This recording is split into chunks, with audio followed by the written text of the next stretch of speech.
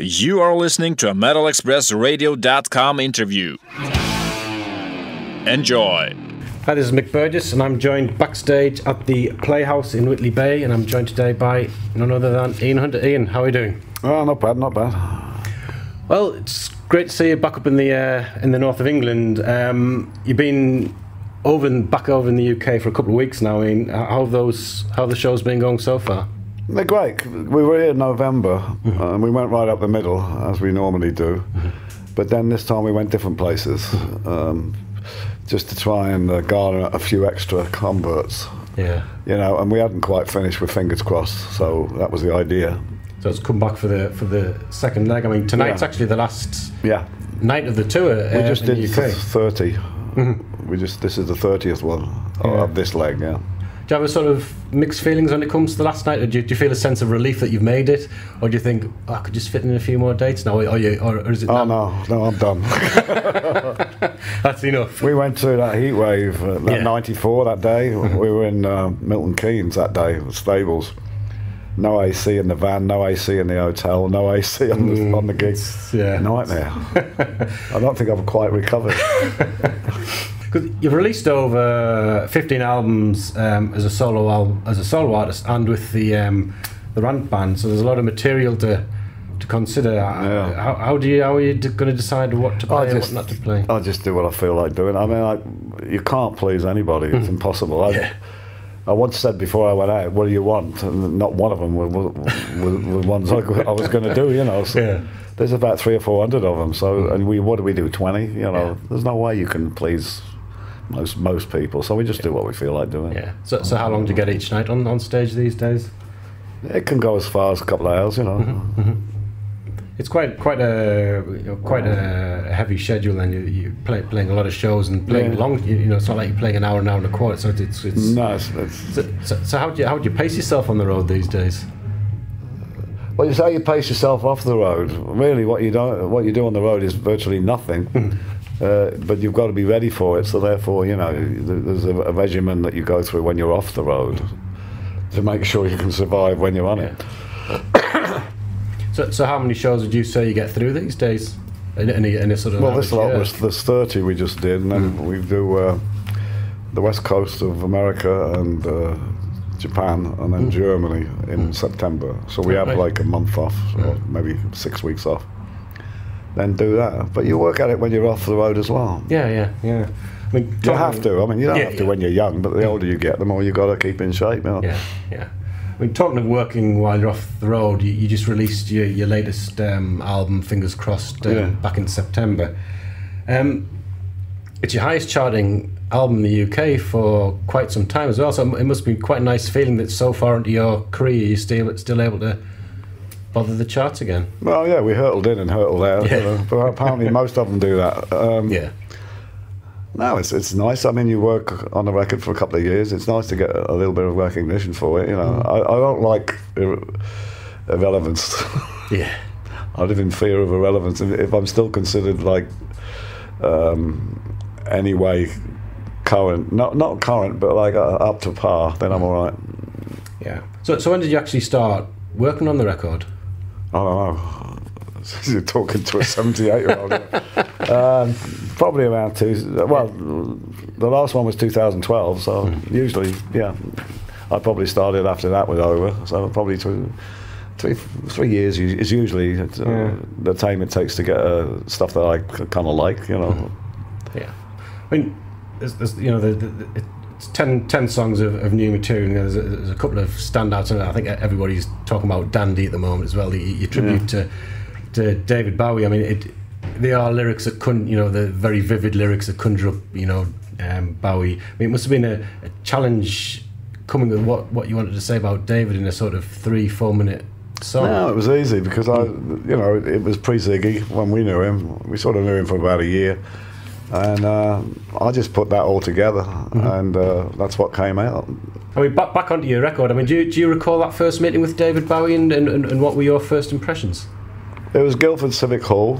It took him 4 hours to get ready. He thought we were bikers. I just remember I was in a limo with him after. He was one side of me and Angie was the other, and it was Angie that told me it took him 4 hours to get ready.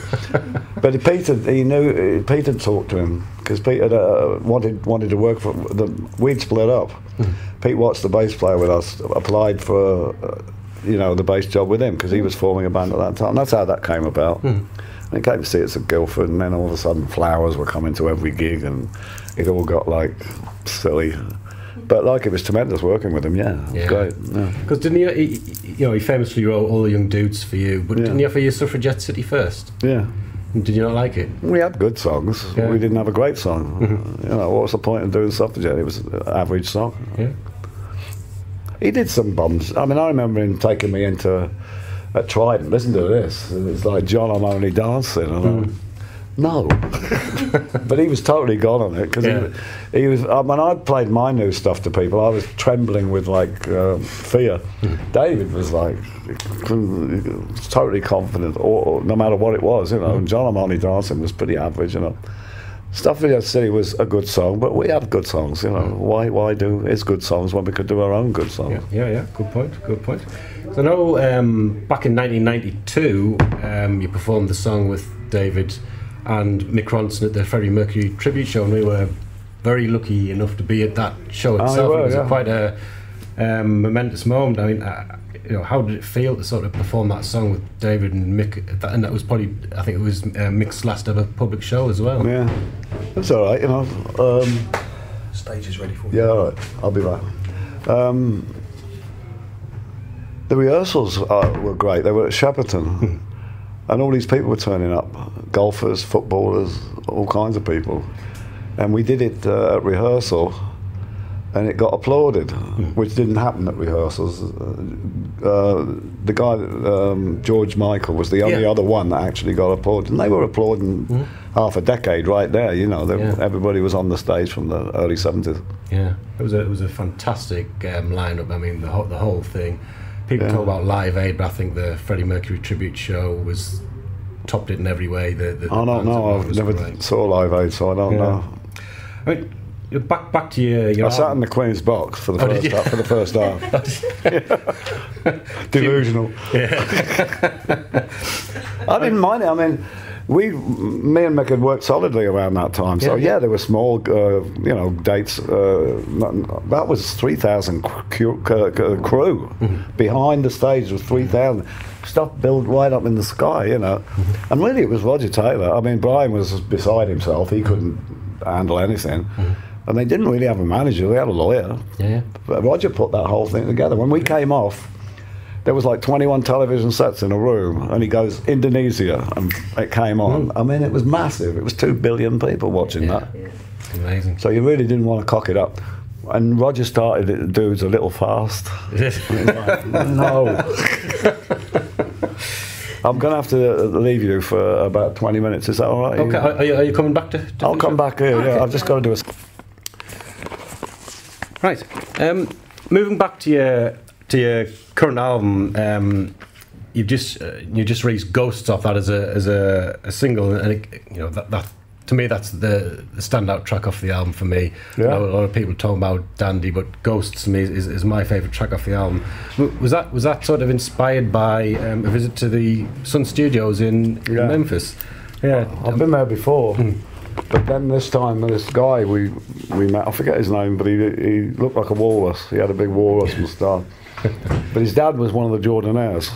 So we got to go, you can do the tour, but you can also, if you know somebody, you can go in the mixing room and you can fiddle with the original demo machine, that Elvis had in 57 and all that.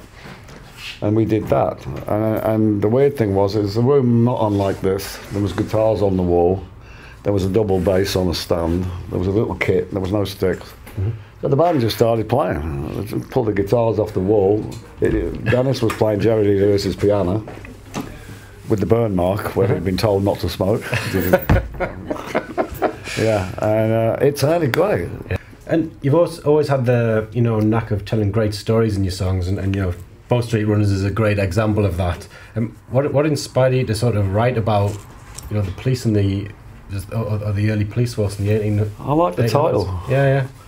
I just thought Bow Street Runners, that sounds great. And I looked it up, nobody else had done it. There was a band in 1972 on the West Coast called the Bow Street Runners. God knows where they found it. But it was a good title. Originally we were going to call the record that, so I just wrote the song around the title. All right. And again, fingers crossed, about press gangs and forcing people to join the Navy. I mean, have you got a sort of particular interest in history, or is it just sort of subjects that you find interesting to write about? It just, sometimes, the first line tells you what you're going to do, and I wasn't over impressed, to be honest with you, because I was pressed into service through no fault of my own, so I thought, okay, I know what that is, but then I was hoping for something a bit more commercial. Yeah. But it didn't come. That was how he wanted to come. And I'm organic that way. If that's the way he wants to come, that's the way it is. That's the way it is, yeah. So 10 songs made the final album.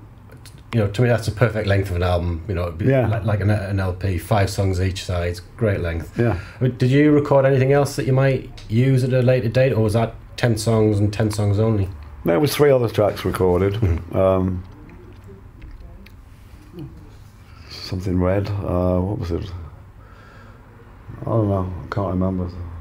Stranded in Reality, that was on the record, wasn't it? Yeah, but there was 3 outtakes that, sometimes you have to give Japan one, that kind of a thing. Yeah. It's always Japan that gets extra song, isn't it? It's always been like that with some And there was one about, when there was one about this guy in America, he committed suicide. He was not a Nobel. What did he get for Pulitzer? Yeah. He was a Pulitzer Prize winner. Yeah. Worked for Cleveland Plain Dealer, and he exposed the Nicaraguan thing when Reagan was in power, when they took a blind eye to when they started selling coke on the West Coast. And when he shot himself, he was playing me and Mick's live album, that we did in Los Angeles, and. It never saw the light of day because the press hid it too at that time and then didn't want to admit it. They admitted it a few years later. Yeah. So there's a track like that, and that was a good song, but it just didn't fit the mood of the record, so that's an extra. And then the third one was... I mean, will that come out at some point? I don't know. It's Anoraks get them anyway, don't they? I forget what the third one was. Have a Nice Day, that was it. Yeah. Jazzy kind of thing, yeah. Because you co-produced with Andy York. Is that Andy York from Jason and the Scorchers, Andy York? Yeah. Yeah. So plays with Mellencamp, John Mellencamp. All right. Been with him about 14 years. Yeah. That's his day job. So does having a sort of co-producer sort of working alongside you give you that objective view? Because you write the music, you sing it, it's your songs. Do you need somebody else to sort of... Well, the first thing he does is we agree that they're worth recording with it, because he's got like a quality control, and I have one too. But once we've decided on that, it's he takes care of. It's like Ronson. He takes care of the finicky stuff, and I'm Blood and Thunder. I'm the one that does the drama and all that kind of a thing, and I can't be bothered with finicky. Yeah. But he can sit there and do all the finicky stuff. He's really good at it, so it works. Just before we started the interview, we mentioned about you working with. Eric Bloom of Blue Oyster Cult, and you co-wrote Going Through the Motions for their Spectres album. What do you recall about recording that with Eric? Eric's a small bloke, and he has a small house with a small basement and a small little tape recording equipment, and we went down there and we worked for 3 hours. Lovely bloke, really nice guy, and he has a small dog. And his wife's not very big either. I hope he doesn't take... But that was the impression I got. You're asking me, Yeah. But he knows his stuff, Eric. He's brilliant. Would you like to work with him again? Like I said, they've got a new album out. Yeah, it's geographic. I mean, if you bump into each other at a specific time, But I'm very much, especially with my stuff, I don't like working with anybody. You just like to keep it. Yeah, it's fun. Yeah, it's fun. I mean, lyrically, and the song goes with it, kind of thing. I don't like co-writing. Yeah. I mean, just to sort of round off, just a few questions about back in 2013, you played at the City Hall in Newcastle with Mott the Hoople, with Mick Ralphs, Pete Overend, Watts, Vernon Allen, and Martin Chambers from the Pretenders was on the drums. But how did it feel to play for that one last tour? Because you'd done a couple of one-off reunions before then, but this you played a few shows up and down the country. I mean, how did it feel to sort 2009 we did 5 at the Hammersmith Odeon. That was it. And then 2013, was it 12 or 13? Yeah, we did it. Yeah, I thought Martin Chambers played his ass off the second time round. Because, you know, the first time around it was difficult for him because Buff was still around and he didn't know whether he should, you know, he didn't know whether if Buff was going to play or, you know, that kind of thing. Second time around he was great, Martin, you know. Yeah.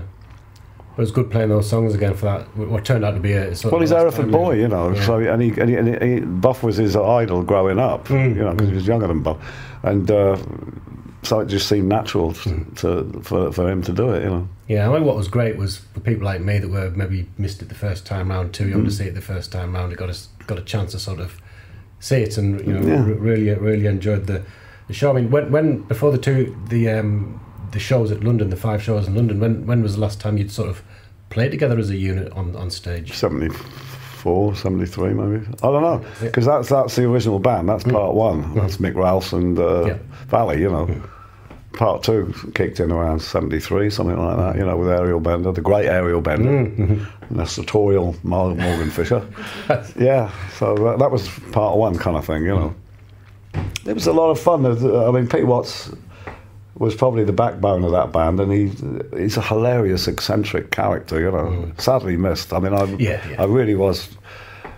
Strangely enough, I didn't miss him when he was alive. The minute he died, I missed him so bad. You know? Oh, I know. Sometimes it works out that way. You don't know what you've got to say. You don't know what you've got till it's gone. That's true, yeah. I mean, did the sort of way that the sort of fans reacted and sort of rallied around it? Did that sort of surprise you after so long? That grief, you know. It was a people's band, Mott. I mean, the first people's band ever, I think. I mean, we used to get people in if they couldn't afford it, stuff like that. It just seemed like getting back on a bike again, to be honest with you. The humour was there, it was hilarious. The business was as shitty as it's always been, you know. And so, you know, I was glad I wasn't joining again, put it like that. But for a week, it was fantastic. Yeah, it's nice for a visit, but it's nice to sort of come back to doing your own thing again. But the humour was there, you know, it was insane. Yeah. Watts was this. Just kept the night before the O2, I'm up all night with him. I couldn't stop listening to him. It's hilarious. So, you know, it's lovely to hear stories like that, though. When you know, yeah. I mean, just the last couple of things. I mean, last year you released your Stranded in Reality box set. I mean, I don't think I've ever come across a box set with quite so many discs in it. I think it's about 30 disc box set. I mean, were you involved at all in putting that together, or did you sort of leave that to I came in halfway. Yeah, Campbell Divine. I came in about halfway through, and I was kind of like suspicious of it, to be honest with you, because I thought, well, this is it then. But you know, fingers crossed was coming out as well. So then I thought, well, it's not it. You've still got it. And but I thought it was. I think it's a great compilation. I mean, I know it's expensive and all that, but you know, it costs so much to get there. Yeah, I'm not very popular, you know. I've been on every album under the sun, so you've got to go and pay these people, you know. Yeah. And by the time they'd paid everybody, I think it shook them, you know. So this is how much it is, but. It's a fan's box set. It's not a record company's box set, and I think that's why people like it. You know? I think so, yeah. And you hand signed every lithograph in that box. I mean, yes. How long did it take you before your arm started to feel like going to fall off? Like an idiot, I thought. I sit down there was piles of them, you know, box fulls of them. At home, I sat down. I thought, right, I'm not going to sign any two the same. That'll be cool, you know. And 100 later, I'm like, what an asshole. But I did. I managed to sign out. It took 3 days. Yeah. Oh, right. But I mean, how many did you end up signing? How many? 2,500. Oh my goodness. But I had to do it because I had to get it out of the way. You know, I just thought I'm not going to ration it to 100 a day. I'll be worried about it forever. You know. So I just sat down and did them.